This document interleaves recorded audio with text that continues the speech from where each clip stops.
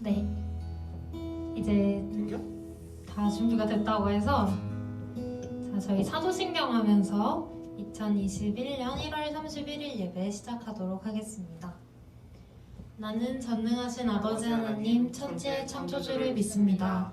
나는 그의 유일하신 아들 우리 주 예수 그리스도를 믿습니다. 그는 성령으로 잉태되어 동정녀 마리아에게서 나시고 본디오 빌라도에게 고난을 받아 십자가에 못 박혀 죽으시고 장사된 지 사흘 만에 죽은 자 가운데서 다시 살아나셨으며 하늘에 오르시어 전능하신 아버지 하나님 우편에 앉아 계시다가 거기로부터 살아있는 자와 죽은 자를 심판하러 오십니다. 나는 성령을 믿으며 거룩한 공교회와 성도의 교제와 죄를 용서받는 것과 몸의 부활과 영생을 믿습니다. 아멘. 네, 오늘 2021년 이제 새해 맞은 지 얼마 안 된 것 같은데 벌써 1월의 마지막 주일입니다. 오늘 첫 찬양은 찬양의 제사 드리며 라는 찬양을 찬양할 건데요. 말씀을 듣는 시간뿐만 아니라 지금 이 시간 또한 우리의 마음을 드리는 중요한 예배 시간임을 기억하면서 다 같이 찬양 드렸으면 좋겠습니다.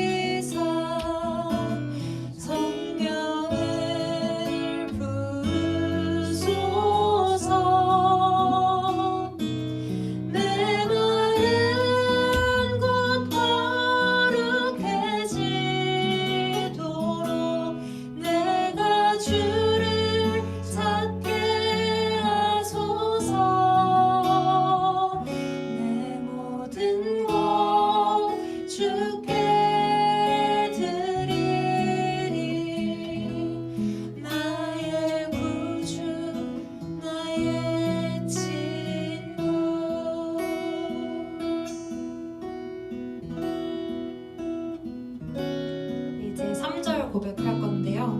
가사를 깊이 묵상하면서 사랑 고백하는 마음으로 찬양했으면 좋겠습니다.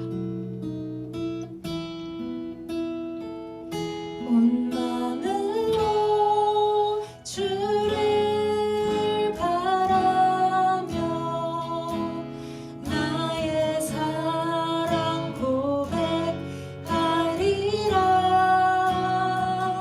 나를 향한 주님의 그 크신 사랑 간절히 알기 원해. 주의 은혜로 용서하시고 나를 자녀 삼아 주셨네.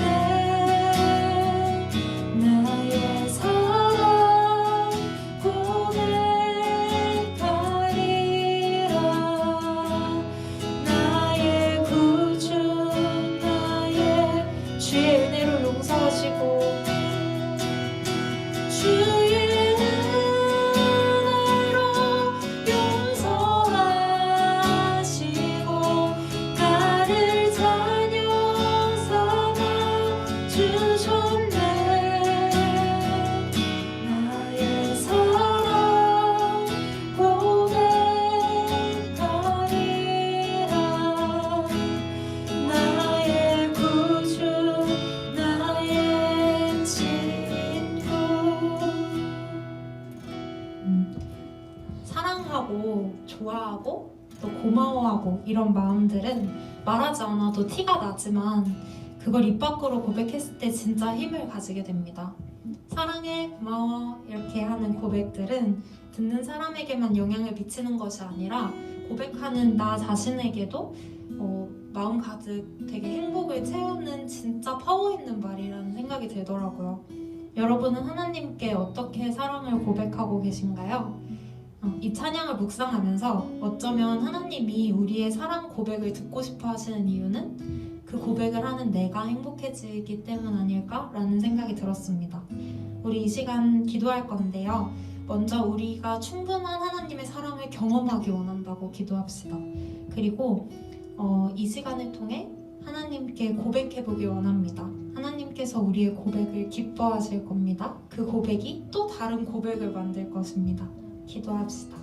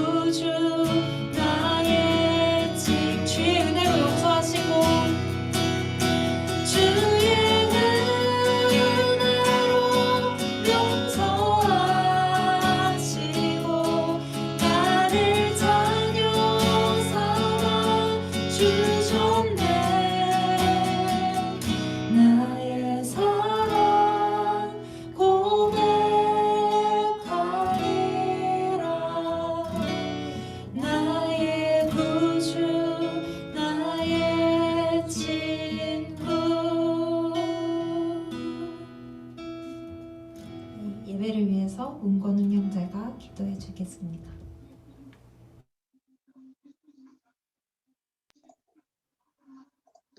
기도드리겠습니다.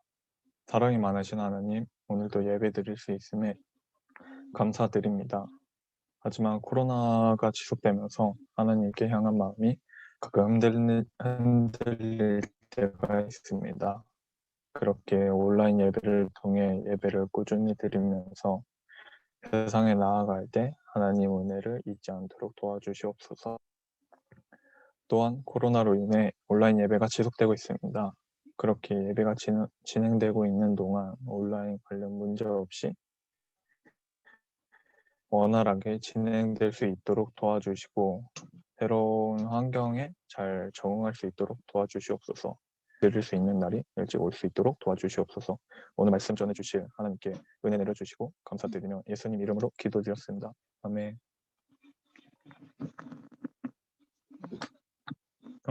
오늘 말씀은 고린도전서 3장 16절에서 17절입니다. 다 찾았으면 봉독하도록 하겠습니다. 너희는 너희가 하나님의 성전인 것과 하나님의 성령이 너희 안에 계시는 것을 알지 못하느냐? 누구든지 하나님의 성전을 더럽히면 하나님이 그 사람을 멸하시리라. 하나님의 성전은 거룩하니 너희도 그러하리다. 아멘. 아멘. 네, 다 잘 들리나요? 들리면 이렇게. 내 거 거꾸로 돼 있어. 네, 그럼 우리 다 잘 들리는 것 같으니까 시작하겠습니다. 오늘은 우리가 지난주에 어떤 감정을 가지고 얘기를 했었죠? 지난주에 이거 다 저기 음소거 해놨구나. 지난주에는 우리가 어떤 감정을 가지고 얘기를 했었냐면 그 비루함, 그래서 자기 비하에 대한 감정을 가지고 함께 나눠봤습니다. 여러분 그 뉴스나 뭐 인터넷으로 이렇게 보면 참 지금 개신교에 큰 문제가 있다는 거를 다들 느끼고 있죠. 뭐 특별히 잘못된 그 개신교의 단체들이나 혹은 이단들만 문제를 일으킨다라고 생각할 수도 있지만 이쯤 되면 교회나 개신교계가 갖고 있는 공통된 문제라고 생각이 들어요. 뭐 사람마다 생각하는 바가 다르고 진단하는 바가 다르겠지만 제가 보기에는 이 한국 교회, 특히 한국 기독교의 가장 큰 문제점이라고 할 것이 한국 교회가 너무 그렇죠. 우리의 요구에 치중돼 있다라는 사실이에요. 여러분도 알겠지만 우리 전에 몇 번 얘기했었죠. 기도하고 그것을 우리 물질적으로나 삶의 영역에서 어떻게 응답받느냐, 이게 신앙생활의 기반을 이루고 있기 때문에 이 한국 교회가 이런 방향으로 흘러갔다라는 생각이 들어요. 우리가 성공을 바라고 우리가 남들 위에 서는 걸 목표로 삼고 있는 욕심에 비롯된 신앙. 사실 성경은 욕심이 죄를 낳고 죄가 잉태해서 사망을 낳는다라고 하는데 우리는 굉장히 그 욕심을 솔직히 드러내면서 신앙생활을 했어요. 그래서 사실 우리가 요즘 이렇게 마음에 대한 거를 살펴보면서도 뭐야 이거 뭐 심리학 수업이야? 아니면 뭐 상담학 수업이야? 이렇게 생각할지도 모르겠는데 사실 성경은 사실 하나님이 우리한테 원하시는 신앙생활은 감정에 치중돼 있어요. 왜냐하면 하나님이 하자라고 한 행동이 사랑이기 때문이에요. 그리고 사랑이 치료하는 게 여러분 사랑하면 뭐 먹을 거 생겨요? 사랑하면 입금돼요? 아니잖아. 결국 하나님이 하자 그런 그 사랑은 우리의 마음을 윤택하게 우리의 이 생각과 마음을 지키고 채우는 데에 그 중심이 있다라는 거죠. 그래서 우리가 지금 때로는 심리학 수업 같고 때로는 뭐 이거 상담하는 거야 뭐야 라는 생각을 하면서 우리가 계속 마음을 살펴볼 수도 있겠지만 신앙의 본질이 여기 있다라는 생각을 여러분이 하면서 계속 따라오면 좋을 것 같아요. 그래서 지난주에는 우리가 비루한 마음, 자기를 비하하고 자기를 가치 없게 여기는, 무가치하게 여기는 마음이 얼마나 위험한지, 그리고 그런 마음으로는 사랑할 수 없다라는 것을 좀 함께 나눠봤습니다. 오늘은 그와 좀 반대편에 있어 보이는 감정을 다루도록 할 거예요. 그래서 제목을 보면 자긍심에 대해서 우리가 살펴볼 겁니다. 여러분, 우리의 행동이 보통 성격에 기반한다라는 건 알고 있죠. 성격에 따라 행동이 달라지죠. 그런데 더 많은 경우에 성격보다 영향을 끼치는 게 있어요. 우리 행동에. 그것은 그러니까 사람들이 다 성격대로 행동하는 것 같지만 실제로는 성격보다 우리 행동에 영향을 미치는 요인이 더 큰 게 있더라 이거지. 그게 뭐냐 하면 우리의 위치예요. 여러분, 여기 이제 만약에 누군가 사업해서 성공해서 사장님이 됐어. 그러면은 우리가 어떻게 행동하기 시작하는지 알아요? 이상하게 사장님처럼 행동해요. 그 뭐 이상할 것도 없죠, 사실은. 사장 되면 사장처럼 행동해. 그리고 또 제일 막내 직원으로 들어가면 저 막내처럼 행동해요. 이거는 성격으로 정해진 게 아니에요. 태어날 때부터 나는 사장 체질이야.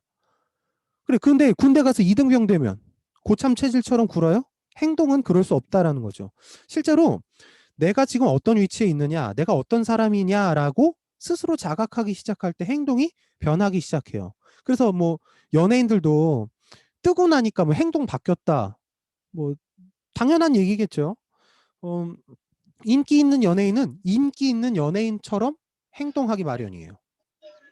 제가 이제 어디 가서 이제 밥을 먹고 있는데 착 누가 들어와. 어떤 아저씨가 이렇게 쓱 들어오는데 걸음걸이부터 목사야. 그리고 딱 앉아서 주문하는데 목사야. 그래가지고 아이고 저 목사님이구나 했는데 옆에 오신 분이 목사님 어떤 거 드실래요? 이렇게 얘기를 한단 말이에요. 그러니까 그냥 행동만 봐도 목사님들은 성격 얼마나 다르겠어. 내가 만나봤지만 뭐 성격 다 달라요. 그런데 행동이 되게 비슷해. 왜 그러냐면 목사라는 그 사람의 위치, 그 사람의 어떤 자기를 생각하는 기준이 그 사람의 행동을 규정하는 거죠. 그래서 실제로 제가 이제 모교회가 아니라 모교 고등학교에 설교를 하러 간 적이 있어요. 거기도 이제 미션 스쿨이라서 기독교 학교였는데 이제 졸업생들 중에 와가 목사 된 사람 와서 설교를 시키는 거예요. 그래서 내가 이제 갔다고. 그래서 이제 계단을 이렇게 오르는데 아니, 내려오는 애들이 나 누군지 모르는데 안녕하세요, 안녕하세요 이렇게 크게 인사를 하더라고. 그리고 복도를 지나가는데 지나갈 때 만나는 애들이 다 안녕하세요, 안녕하세요 이래요. 아, 이 학교는 인사교육을 잘 시켰구나. 이 학교 학생들은 인사를 잘하는구나 라고 생각했어요. 그런데 우리 교회 다니는 그 학교 애들 인사 잘하는 줄 알아요? 안 해. 교복 벗고 주일날 오면 인사 안 하더라고 걔네들이. 왜 그래요? 걔네들이 인사 잘하는 애들인 게 아니라 걔네들이 교복을 입고 그 학교 학생이라는 인식이 있는 동안은 인사를 잘하는 거야. 뭐 당시에 지금도 그렇지만 평준화가 되어 있지 않아서 시험 보고 들어가고 그 지역에서는 그래도 내가 그때 좀 했어. 잘했어. 그래가지고 남양주의 하버드 이렇게 불리는 학교였다고. 그러니까 애들이 교복 입고 있는 동안은 자기가 내가 이 학교 학생이야 이러고 인사를 열심히 한 거지. 근데 얘가 원래 인사를 잘하는 애인가 교복 벗고 하는 행동을 보면 알아. 주일날 그 학교 학생이 교회 나왔는데 이놈 자식 인사 안 하더라고. 그러니까 그냥 걔가 인사 잘하는 애인 게 아니라 인사 잘하는 성격인 게 아니라 그 교복이 그 학교 학생이라고 비춰지는 자기 모습이 인사를 하도록 그렇죠, 행동을 유도했다라고 할 수가 있는 거죠. 이건 뭐냐면 내가 어떤 사람이야 라고 생각하기 시작하는 그 생각이 자기의 행동을 바꾸고 그 계속해서 지속된 행동의 변화는 실제로 그 사람의 성격까지도 바꿔놓는다라는 사실이죠. 그러니까 우리는 때로는 지금 진짜 부끄럽지만 기독교인 힘을 밝히고 나면 우리의 행동에 제약이 많아지죠. 할 수 있는 행동도 줄어들고 할 수 없는 행동은 또 많아져. 그러니까 이렇게 자기를 어떻게 생각하느냐가 우리의 행동을 바꿔놓는데 그 중에 긍정적인 행동의 변화를 우리가 캐치해야 되겠죠. 그게 뭐냐면 바로 자긍심이에요. 방금 우리 학교 후배들이 교복을 입은 동안 내가 이 학교 명문고의 학생이야라는 자긍심을 느끼고 했던 행동처럼 자기를 어떻게 생각하느냐, 자기에 대한 긍정적인 인식을 갖게 될 때 사람의 행동과 성격 그리고 기분, 감정이 변화되게 된다라는 것이죠. 이 자긍심이 뭐냐 하면 구체적으로 말하면 사람이 자기 자신과 그리고 자기의 활동 능력, 그러니까 자기가 활동한 것을 고찰하는 데서 생기는 기쁨이에요. 그러니까 자기를 볼 줄 알아야 돼. 그리고 자기 행동을 봐야 보는 데서 이 생겨난 기쁨, 좋은 감정, 그것을 자긍심이라고 해요. 그러니까 되돌아본 자신이 긍정적일 때 사람들은 기쁨을 느끼기 마련이죠. 되돌아봤는데 실수투성이고 못하는 것만 있어. 그리고 참 별로야. 이러면 우리는 기쁨을 느끼기 쉽지 않겠죠. 이 자긍심이 이렇게 좋은 감정인데 사실 이게 느끼기 정말 어려워요. 왜 그러냐면 참 안 됐지. 여러분들도 안 됐고 그런데 이 치열한 경쟁 사회 그리고 계급화되어 있는 사회에서 이 자긍심이라는 걸 느낄 수 없도록 만들어져 있어요. 한 번의 성공 그 전에 얼마만큼의 실패가 있었는지 여러분 생각해 봐요. 맨날 성공만 한 것 같지만 여러분 이제 바로 취업문만 들어가도 나 취업에 성공했어 하지만 여러분 거절 얼마나 당했어요. 다 지금 그런 거잖아. 내가 원하는 학교에 들어갔지만 사실 그것보다 높은 점수의 학교에는 다 거절당한 거잖아. 여러분 제가 만난 여자친구보다 고백하고 차인 여자친구가 3배는 됩니다. 진짜야. 내가 만난 사람이 지금 아내까지 해서 5인데 그 전에 한 10명 넘게 차였어. 생각해봐요. 지금은 결혼했고 이러니까 나한테 성공만 있는 것 같아? 내가 만난 사람들만 얘기하니까 나한테 저 사람은 연애했던 거밖에 생각 안 나잖아. 그런데 내가 차인 거, 내가 고백했다가 그냥 거절당한 거 생각해보면 훨씬 많다고. 여러분 이게 관계에서도 일어나고 학교 점수로도 일어나고 또 뭐 학교를 합격하거나 뭐 직장에 들어가거나 또는 직장에 들어가서도 직장 생활을 하면서 우리가 수도 없이 느껴요. 한 번의 성취를 위해서 수많은 거절과 실패를 경험해야 하는 것. 그러니까 뒤를 돌아보면 요 앞에는 성공이 있는 것 같은데 그 뒤에는 수두룩한 실패. 그 전에는 계속된 거절들이 우리 삶에 깔려 있는 거죠. 어떻게 이런 사회에서 우리는 자긍심을 느낄 수 있겠어요? 때로는 여러분이 경쟁에서 승리해요. 그리고 남들보다 더 좋은 성취를 합니다. 그래서 자긍심 비슷한 것을 느낄지도 몰라요. 그런데 이게 가짜 자긍심이에요. 진짜 자긍심은 상대적이지 않아요. 진짜 자긍심은 누구보다 잘하거나 누구 위에 섰을 때 느끼는 기쁨이 아니에요. 자긍심은 절대적인 감정이라고 할 수 있어요. 누구보다 낫다는 것으로 누구보다 괜찮다, 누구보다 위에 있다 이걸로 자기를 지켜보고 있으면 결국엔 자기 위에 있는 사람도 보이게 돼요. 여러분 제가 그 서울대 다니는 친구가 있는데 얘가 얼마나 열등감에 시달리는지 몰라. 학교 안에서도 시달리고 또 학교 바깥에서도 뭐 외국에서 유학한 애들한테도 시달리고 또 심지어 저한테도 열등감에 시달렸었어요. 자기는 뭐 기타를 못 친다나? 그리고 이렇게 어이없는 경우가 있구나. 근데 이게 남 일이 아니에요. 자기가 어떤 위대한 성취를 했지만 그 성취 외에는 붙들 게 없는 거야. 그 성취 외에는 자랑할 게 없는 거야. 그러니까 계속 그것만 붙들고 살아가요. 이 친구가 이걸 극복하지 못하면 평생 서울대 나온 사람으로밖에 못 사는 거죠.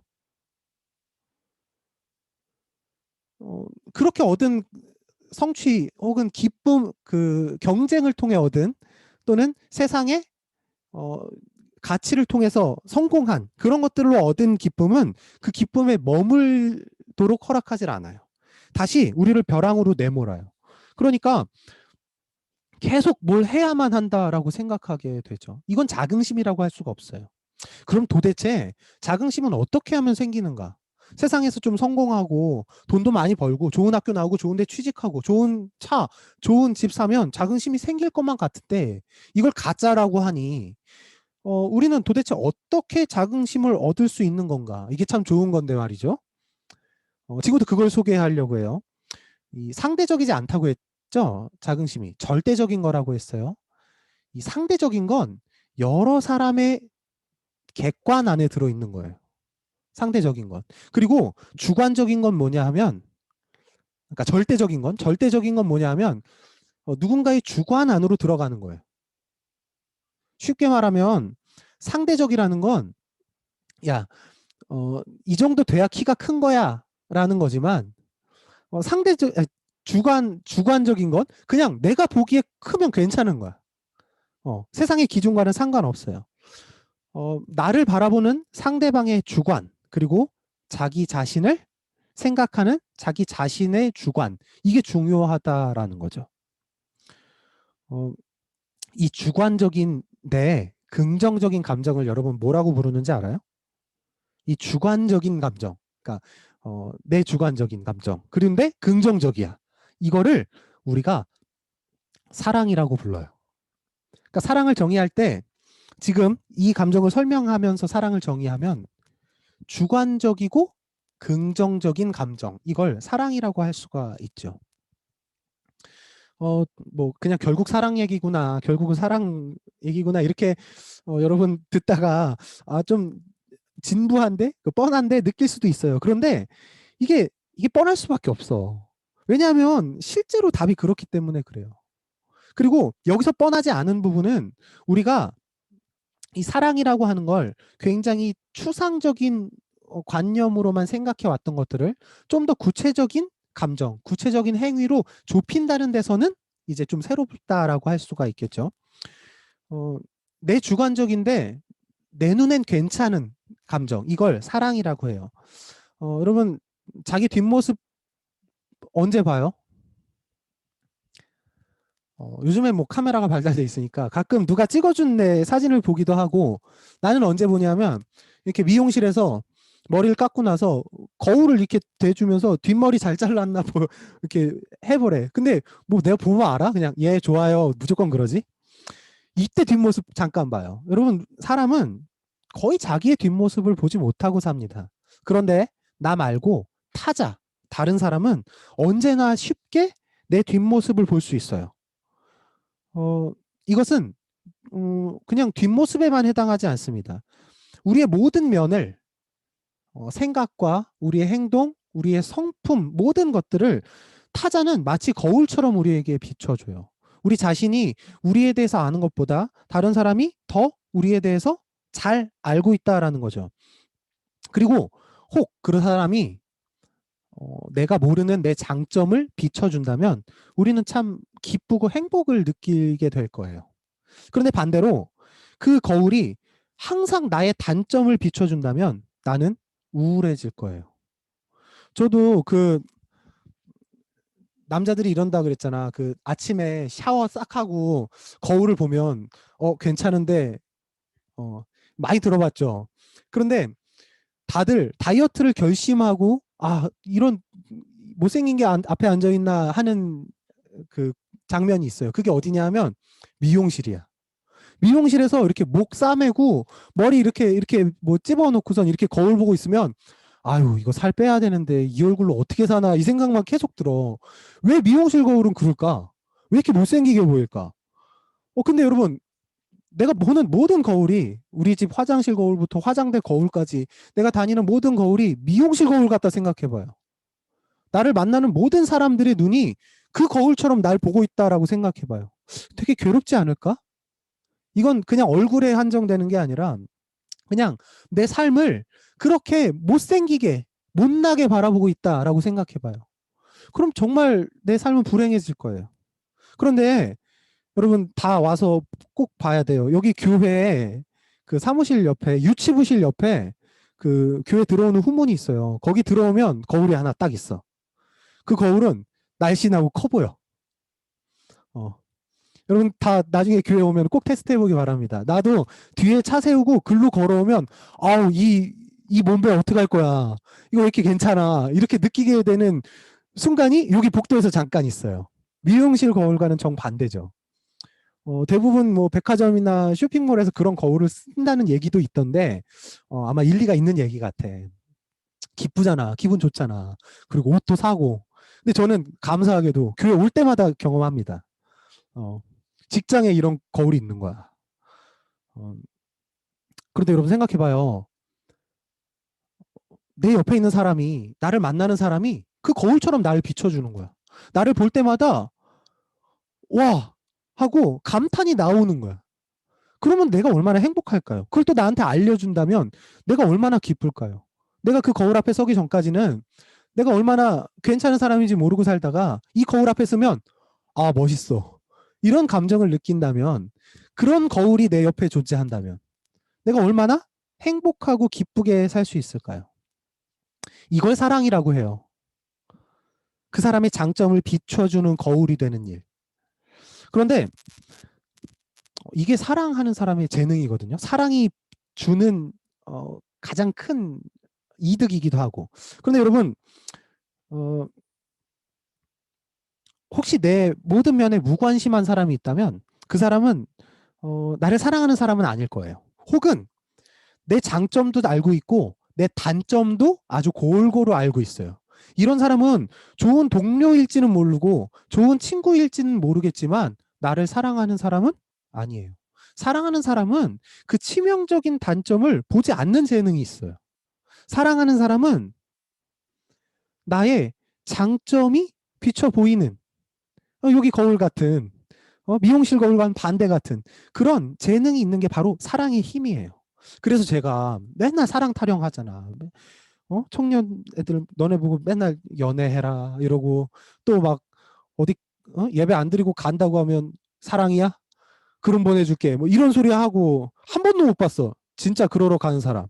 아무튼 내가 왜 이렇게 여러분 사랑해라 이러냐 하면 그게 공부가 되기 때문이에요. 우리 연인 간의 사랑이 모든 걸 뭐 대변하고 모든 사랑을 대표할 정도로 깊지 않을지도 몰라.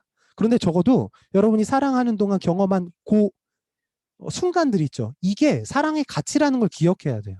그리고 우리가 하나님을 만날 때 그 경험을 기반으로 하나님을 찾아야 돼요. 우리나라에서 하나님을 아버지라고 부르니까 아버지 어려워하는 사람 내가 진짜 많이 봤거든. 나도 우리 아버지 조금 어려워할 때가 있어요.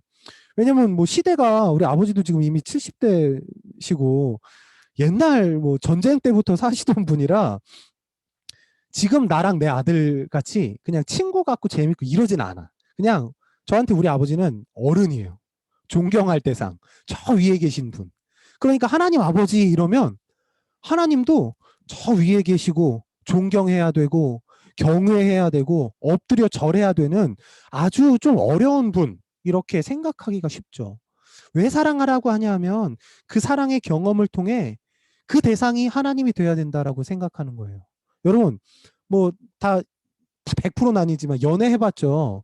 또 혹은 연애하는 드라마나 영화 봤죠. 어때요?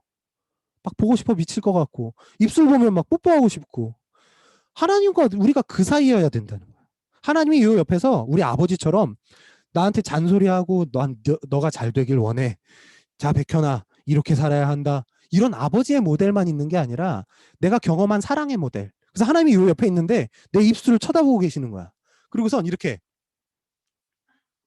이렇게 하시는 거야. 이런 걸 상상해봐요. 이런 경험들이 아이고 진짜 입에 뭐 닿겠어. 그런데 이런 사랑의 경험들이 하나님과 우리의 관계를 규정한다라는 거죠. 그럼 어떻겠어요? 사람은 사랑하다가 사랑이 식어.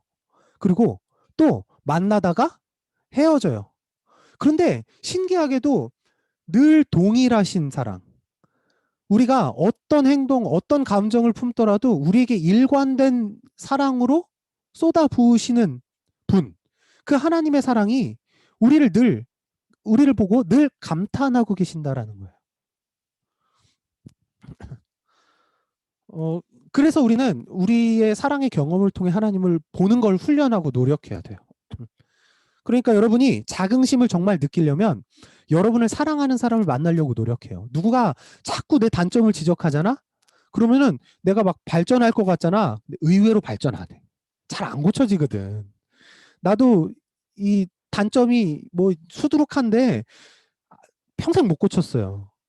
잘 안 고쳐져요. 그게 내 인생을 좀먹는 치명적인 단점이거나 습관이면 이를 악물고라도 고쳐야지. 그런데 그냥 저 사람이 불편해하는 거야. 그리고 그냥 누구나 있는 단점 중에 하나인데 계속 지적하잖아요.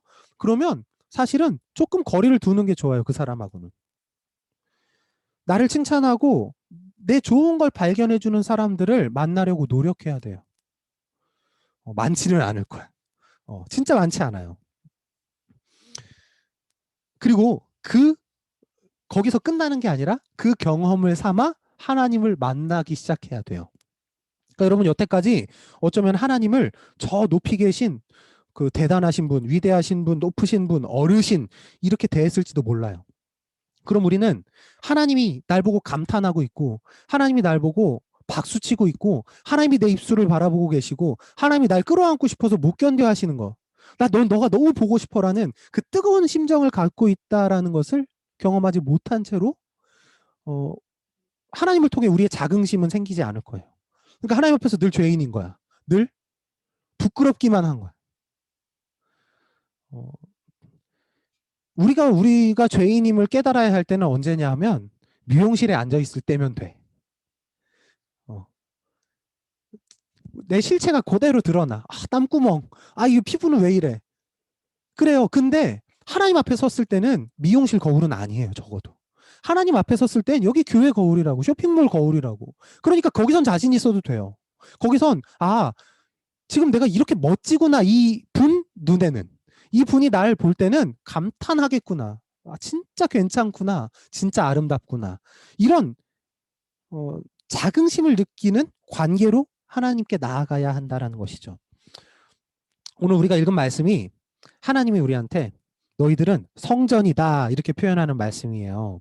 이게 무슨 뜻이냐 하면 성전은 우리가 보통 건물로 여기죠. 근데 성전이 무슨 뜻이냐 하면 하나님이 거하실 자리. 이게 성전이에요. 하나님이 앉으실 곳, 하나님이 사시는 곳, 하나님이 임하시는 곳. 그러니까 우리를 지금 이 믿는 성도들을 하나님의 성전이라고 하는 것은 하나님이 계시고 싶어 하는 곳 이렇게 얘기하는 거죠. 여러분 누구랑 함께 있고 싶어요? 사랑하는 사람과 함께 있고 또 감탄이 잦아지는 사람. 딱 보면 와 하고 감탄이 나오는 사람과 함께 있고 싶죠. 그런데 하나님이 우리한테 내가 있고 싶은 사람이야. 내가 함께 하고 싶고 내가 어디 가서 의자에 앉을 거면 네 옆에 앉고 싶어. 이게 우리를 성전으로 부른다는 뜻이에요. 자, 생각해 보세요. 여기 이제 자리가 쭉 있어요. 그리고 여기 앞에 누가 들어왔어. 자, 너 어디 앉을래? 이러는데 내 옆자리를 딱 지목하는 거야. 나 여기 앉을래. 나 제 옆에 앉을래. 이런 뭐라고 생각했어? 이놈의 인기. 뭐 이럴 수도 있고. 저 사람이 날 좋아하나? 기분 나쁘진 않겠지. 누가 내 옆에 앉고 싶고 나랑 같이 있고 싶다는데 짜증나. 혼자 있고 싶었는데. 여러분 이건 좀 꼬인 겁니다. 근데 우리는 뭐 그렇게 꼬여 있을 수도 있지만 안 꼬였다는 전제하에 하나님이 이렇게 말하는 거예요. 나 네 옆에 앉고 싶어. 나 너랑 같이 있고 싶어. 나 너랑 같이 살고 싶어. 이게 우리가 하나님의 성전인 것과 우리가 거룩하다라고 표현하는 하나님의 그 고백하는 방식이에요. 그러니까 여러분은 그냥 교회니까 너네 거룩하게 살아라. 정신 똑바로 차려라. 하나님 오실 거니까 깨끗하게 살아.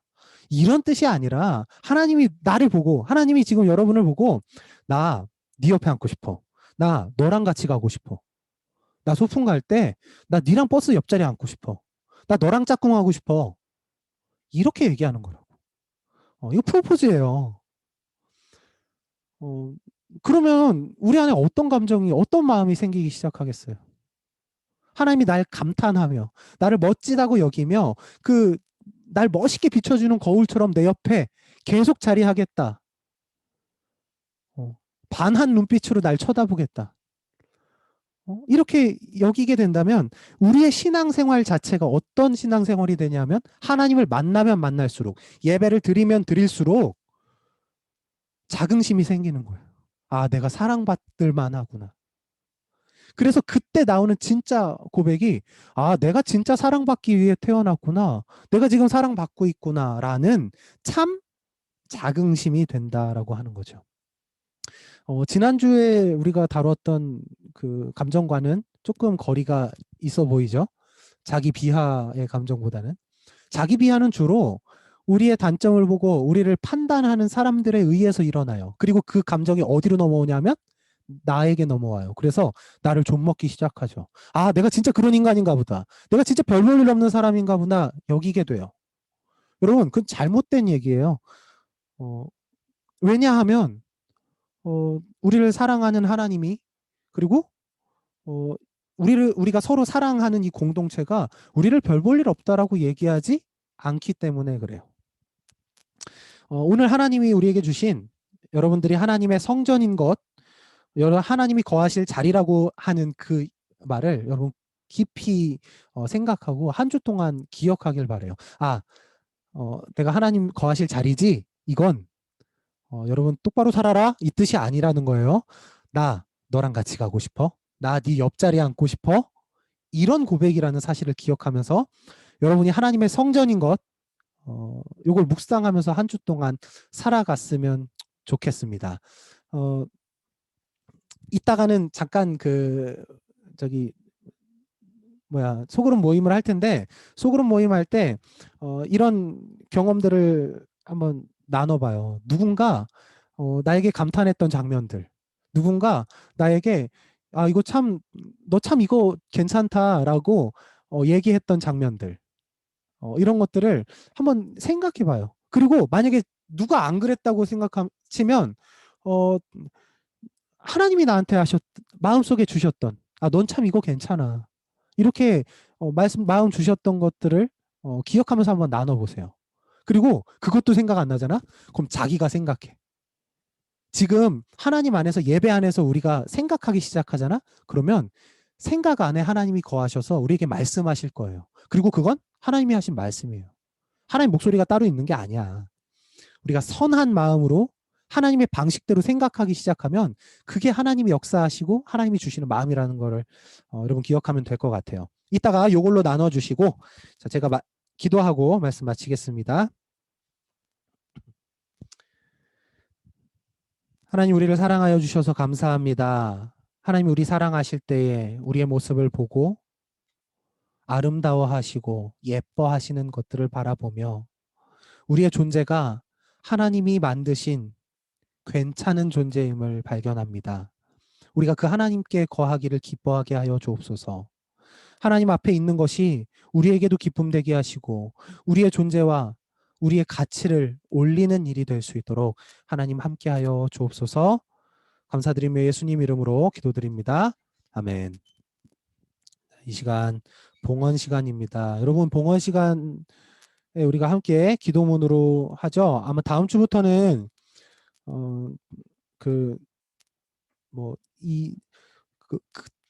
온라인 계좌를 열어서 같이 헌금을 하고 회계가 한 번에 이렇게 하도록 하면 좋을 것 같아요.